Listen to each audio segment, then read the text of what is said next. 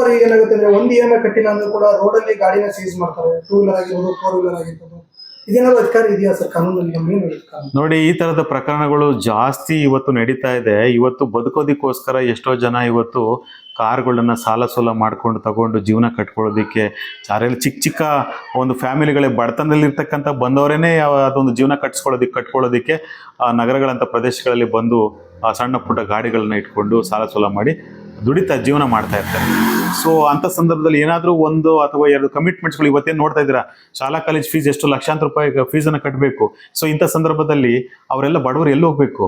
So 1 ಅಥವಾ 2 instalment ಕಟ್ಟದೇ ಇದ್ದಾಗ ಇವರು ಲೋನ್ ಕೊಟ್ಟಿರ್ತಕ್ಕಂಥವ್ರು ಬಂದ್ಬಿಟ್ಟು ಸೀಸ್ ಮಾಡೋದು, ಅವ್ರ ಗಾಡಿ ಕೀ ಕಿತ್ಕೊಳ್ಳೋದು, ಅವ್ರಿಗೆ ಬೆದರಿಸಿ ಅವ್ರಿಗೆ ದೌರ್ಜನ್ಯ ಮಾಡೋದು, ಈ ಥರದ್ದೆಲ್ಲ ಸಾಕಷ್ಟು ಇವತ್ತು ಸಾರ್ವಜನಿಕ ವಲಯದಲ್ಲಿ ನಡೀತಾ ಇದೆ. ಸೊ ಯಾವುದೇ ಕಾರಣಕ್ಕೂ ಆ ರೀತಿ ಮಾಡೋಕ್ಕೆ ಅವಕಾಶ ಇಲ್ಲ. RBI ಗೈಡ್ಲೈನ್ಸ್ ಪ್ರಕಾರ ಅವ್ರು ಮಾಡಬೇಕು. ಅವ್ರು ಏನಾದರೂ ಆ ರೀತಿ ಲೋನ್ ಕಟ್ಟಿಲ್ಲ ಅಂತಂದರೆ ಅವ್ರಿಗೂ ಕೋರ್ಟಿಗೆ ಹೋಗಿ ಅವ್ರ ಮೇಲೆ ಒಂದು ರಿಕವರಿ ಕೇಸ್ ಹಾಕಲಿ, ಅಥವಾ ಪೊಲೀಸ್ ಸ್ಟೇಷನ್ಗೆ ಒಂದು ಕಂಪ್ಲೇಂಟ್ ಕೊಡಲಿ, ದಾಖಲೆ ಮಾಡಲಿ.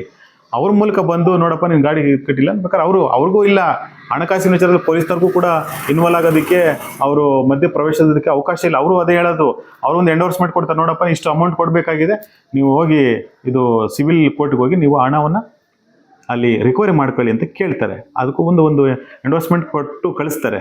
ಆದರೆ ಏಕಾಏಕಿ ಇವರು ದೌರ್ಜನ್ಯ ಮಾಡಿ ಗಾಡಿ ಕೀ ಕಿತ್ಕೊಂಡು ಹೋಗೋದು, ಗಾಡಿಗಳನ್ನ ಸೀಸ್ ಮಾಡೋದು ಎಲ್ಲಿದೆ? ಆದೇಶ ಎಲ್ಲಿದೆ? ಯಾರು ಫಾಲೋ ಮಾಡ್ತಿದ್ದಾರೆ?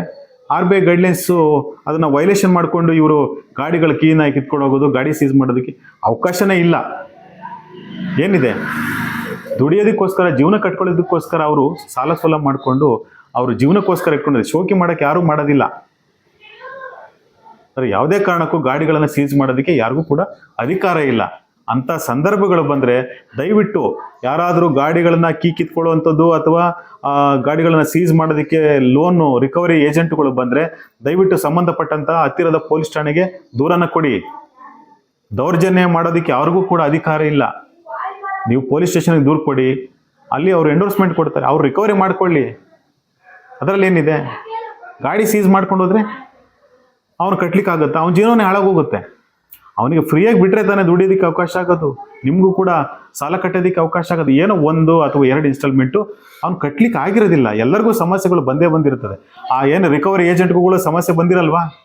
ಆತನು ಕೂಡ ಸಾಲ ಸೋಲ ತಗೊಂಡು ಆತನು ಕೂಡ ಜೀವನದಲ್ಲಿ ಬದುಕ್ತಾ ಇರ್ತಾನೆ. ಅವನಿಗೂ ಒಂದು ಸಾರ್ವಜನಿಕ ವಲಯದಲ್ಲಿ ಅವ್ರಿಗೂ ಕೂಡ ಮಕ್ಕಳು ಮರಿ ಇರ್ತದೆ. ಅವರು ಶಾಲಾ ಕಾಲೇಜಿಗೆ ಫೀಸ್ ಕಟ್ಟುವಂಥದ್ದಿರುತ್ತೆ. ಇವತ್ತು ಹೆಲ್ತ್ ವಿಚಾರದಲ್ಲಿ ಎಷ್ಟು ಲಕ್ಷಾಂತರ ರೂಪಾಯಿ ಹಾಸ್ಪಿಟ್ಲ್ಗಳು ಇಡಬೇಕು. ಇವೆಲ್ಲವೂ ಕೂಡ ಖರ್ಚು ವೆಚ್ಚಗಳಿರುತ್ತೆ. ಜೀವನ ಮಾಡೋದೇ ತುಂಬ ಕಷ್ಟ. ಸೊ ಇಂಥ ಪರಿಸ್ಥಿತಿನಲ್ಲಿ ಜನಗಳು ಕಷ್ಟದಲ್ಲಿ ಬದುಕ್ತಾ ಇದ್ದಾರೆ. ಸೊ ಸ್ವಲ್ಪ ಮಾನವೀಯತೆ ಇಟ್ಕೊಂಡು ಬದುಕಬೇಕಾಗತ್ತೆ. ಸೊ ಅದರಿಂದ ಯಾರು ಕೂಡ ಆ ರೀತಿಯ ಕೀ ಕಿತ್ಕೊಳ್ಳೋದು, ಗಾಡಿಗಳನ್ನ ಏಕಾಏಕಿ ಸೀಸ್ ಮಾಡೋದು, ನೋಟಿಸ್ ಕೊಟ್ಬಿಟ್ಟು ಈ ಥರ ನಿಮ್ಮದು ಪೆಂಡಿಂಗ್ ಇದೆ ಕಟ್ಟಿ ಅಂತ ಅವ್ರಿಗೊಂದು ವಾಯ್ದೆ ಕೊಡಿ. ಇಂಥ ದಿನ ಬಂದು ಬಂದು ಕಟ್ಟಿ ಅಂತ. ಅವ್ರು ಇಷ್ಟು ಪರ್ಸೆಂಟು ಏನೋ ಒಂದು ಸ್ವಲ್ಪ ಕೈಲಾದಷ್ಟು ಕಟ್ಕೊಂಡು ಬರ್ತಾರೆ. ಅವ್ರಿಗೊಂದು ಸ್ವಲ್ಪ ಬ್ರೀತಿಂಗ್ ಒಂದು ಟೈಮ್ ಕೊಡಬೇಕಲ್ವಾ? ಒಂದೇ ಸರಿ ಅವ್ರ ಭವಿಷ್ಯನೇ ಕಟ್ ಮಾಡಿಬಿಟ್ರೆ ಅಂದರೆ ನಿಮ್ಮ ಉದ್ದೇಶ ಏನು? ಒಟ್ಟು ನೀವು ಬಿಸ್ನೆಸ್ ಮಾಡಬೇಕಷ್ಟೇ.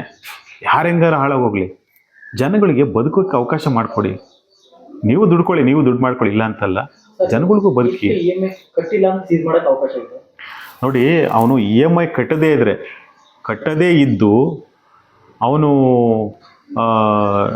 ಮೋಸ ಇದು ಮಾಡ್ಕೊಂಡು ಅಲ್ಲಿಗೆ ಅವ್ರಿಗೆ ಸ್ಪಂದಿಸದೆ ಅಲ್ಲಿ ಇಲ್ಲಿ ಓಡಾಡ್ಕೊಂಡು ಕಳ್ತಪ್ಪಿಸ್ಕೊಂಡು ಓಡಾಡ್ತಾ ಇದ್ರೆ ಅಂಥ ಸಂದರ್ಭದಲ್ಲಿ ಅವನಿಗೆ 2-3 ನೋಟಿಸ್ಗಳನ್ನು ಕೊಟ್ಟು ಆ ನಂತರದಲ್ಲಿ ನೀವು ಒಂದು ಕಾನೂನಾತ್ಮಕವಾಗಿ ಪೊಲೀಸ್ ಸ್ಟೇಷನ್ಗೆ ದೂರನ್ನು ಕೊಟ್ಟು ಅದರೆಲ್ಲ ಒಂದು ಪ್ರಕ್ರಿಯೆಗಳ ಆಧಾರದ ನಂತರ ನೀವು ಬೇಕಾದ್ರೆ ಸೀಸ್ ಮಾಡ್ಕೊಂಡು ಇಟ್ಕೊಳ್ಳಿ.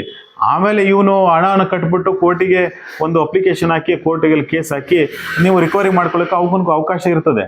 ಸೊ ಅಂಥ ಸಂದರ್ಭಗಳು ಬಂದಾಗ ನೀವು ಬೇಕಾದ್ರೆ ಅದು ಕಾನೂನು ಪ್ರಕ್ರಿಯೆ ಮಾಡಿ 1 ಅಥವಾ 2 ಇನ್ಸ್ಟಾಲ್ಮೆಂಟ್ಗಳಲ್ಲಿ ಏಕಾಏಕಿ ಬಂದು ಈ ಥರ ಸೀಸ್ ಮಾಡಿದ್ರೆ ಸಮಸ್ಯೆ ಆಗುತ್ತೆ. ಸೊ ಕಾನೂನು ಪ್ರಕ್ರಿಯೆ ಇದೆ, ಅದನ್ನು ನೀವು ಫಾಲೋ ಮಾಡಿ. ಇದು ಏನು ನಮ್ಮ RBI ಗೈಡ್ಲೈನ್ಸಲ್ಲಿ ಅದು ಅವಕಾಶನೇ ಇಲ್ಲ, ಸೀಸ್ ಮಾಡೋದಕ್ಕೆ ಅವಕಾಶನೇ ಇಲ್ಲ. ನೀವು RBI ಗೈಡ್ಲೈನ್ಸನ್ನು ನೀವು ವೈಲೇಷನ್ ಮಾಡದೆ ಕಾನೂನು ಪ್ರಕ್ರಿಯೆಗಳೇನಿದೆ ಅದು ಪ್ರಕಾರ ಮಾಡಿ. ಸಾರ್ವಜನಿಕರಿಗೆ ನೊಂದಿರ್ತಕ್ಕಂಥವ್ರಿಗೆ ನೀವು ಬದುಕೋಕ್ಕೆ ಅವಕಾಶ ಕೊಡಿ. ಅವರು ಬದುಕಿದ್ರೇ, ಅವರು ಜೀವನ ಮಾಡಿದ್ರೆ ನಿಮಗೆ ಕಟ್ಟಾಕೋದಕ್ಕೆ ಹಾಕೋದು. ಒಂದೇ ಸಾರಿ ನೀವು ಅವ್ರ ಭವಿಷ್ಯಕ್ಕೆ ಕೊಡ್ಲಿ ಪೆಟ್ಟು ಹಾಕಿದಂಗೆ ಮಾಡಿದ್ರೆ ಅವರು ನೊಂದ್ಬಿಟ್ಟಿರ್ತಾರೆ. ಮತ್ತು ಕೊನೆಗೆ ಲೈಫ್ ಲಾಂಗು ನೀವು ಗಾಡಿ ತಗೊಂಡು ಸೀಸ್ ಮಾಡ್ಕೋತೀರಿ, ಅವ್ನಿಗೆ ದುಡಿಯೋಕ್ಕೆ ಯಾವುದು ದಾರಿ ಇರಲ್ಲ. ಕೊನೆಗೆ ಆ ಗಾಡಿನ ಸೇಲ್ ಮಾಡೋದಕ್ಕೇನೂ ಆಗೋದಿಲ್ಲ. ನೀವು ಯಾವ್ರಿಗೋ ಒಂದು ಹರಾಜು ಹಾಕ್ಬಿಡ್ತೀರಿ ಬೇಕಾಬಿಟ್ಟು ಇದಕ್ಕೆ. ಆವಾಗ ಇವನು ಸಾಲ ಸೂಲ ಮಾಡಿಕೊಂಡು ಮತ್ತೆ ನಿಮಗೆ ಆ ಪ್ರೊಸೆಸಿಂಗ್ ಫೀಸ್ ಅಂತೆ, ಸೀಸಿಂಗ್ ಫೀಸ್ ಅಂತೆ, ಅದು ಇದು ಏನೇನೋ ಇವನು ಲೆಕ್ಕ ತೋರಿಸ್ಬಿಟ್ಟು ಅವ್ರ ಮೇಲೆ ಮತ್ತೆ ಬರೆ ಹಾಕ್ತೀರಿ. ಇದೆಲ್ಲ ಇರ್ತದೆ. ಅಂದರೆ ಜೀವನ ಸಂಪೂರ್ಣ ನೀವು ದುಡ್ಡು ಕೊಟ್ಟುಬಿಟ್ಟು ಸಾಲ ಕೊಟ್ಟು ಅವ್ರ ಜೀವನಕ್ಕೆ ನೀವು ಬರೆ ಎಳೆದು ಬಿಡ್ತೀರಿ ಒಟ್ಟಾರೆ ಟೋಟಲಿ. ಸೊ ಅದಕ್ಕೋಸ್ಕರ ದಯವಿಟ್ಟು ಯಾವುದೇ ಕಾರಣಕ್ಕೂ ಸೀಸ್ ಮಾಡೋಕ್ಕೆ ಅವ್ರಿಗೆ ಅಧಿಕಾರನೇ ಇಲ್ಲ. ಕಾನೂನಾತ್ಮಕವಾಗಿ ನೀವು ಬೇಕಾದ್ರೆ ಪ್ರಕ್ರಿಯೆಗಳನ್ನು ಮಾಡಿ, ಬೇಡ ಅಂತಲ್ಲ.